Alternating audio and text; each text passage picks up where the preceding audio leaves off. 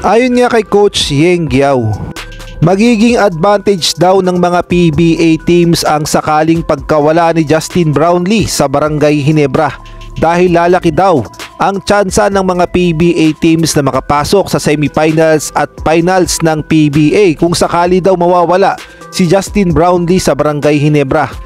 Dahil si Justin Brownlee lang daw ang tumutulong sa Barangay Ginebra upang umusad sa semifinals hanggang finals. Kaya naman pakinggan natin ang buong sinabi ni Coach Yeng Giao.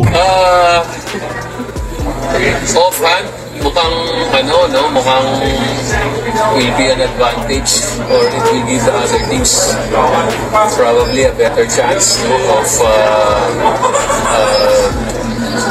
getting to the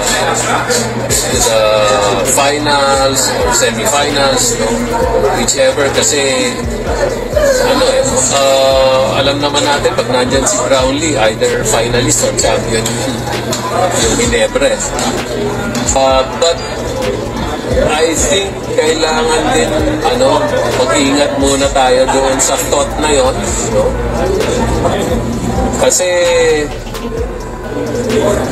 with the resources of Ginebra, with the expertise of their coaching staff and their scouting abilities, kayang-kaya nila kumunang magaling na import ulit.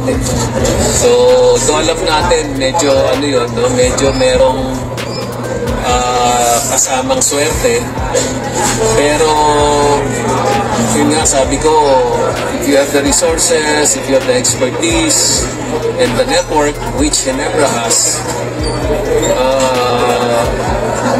kaya nilang maghanap ng magaling din na import. Although it's very hard to fill the big shoes of Justin Brownlee.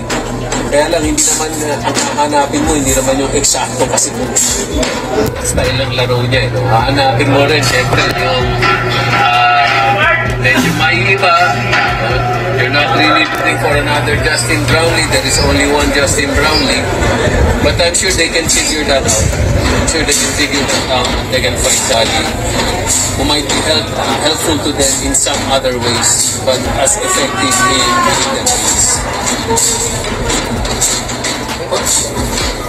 Sa ibang balita naman, marami na ngang naglalabasan ng mga balita na itong si Tony Bishop na raw umano ang pansamantalang papalit kay Justin Brownlee bilang import ng Barangay Ginebra. Siya nga daw ang hahalili muna kay Justin Brownlee kung sakaling ang masususpindi ito sa Barangay Ginebra.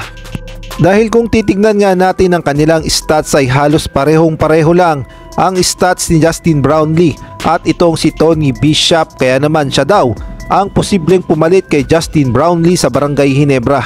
At yung mga galawan nga daw ni Tony Bishop ay pang never say die, at siya nga daw ang pit na pit sa Barangay Ginebra kung sakaling masususpindi muna si Justin Brownlee. Si Tony Bishop ngay hindi na rin pabata dahil may edad na nga itong 34 years old, ngunit maaasahan pa at makakatulong pa sa Barangay Ginebra.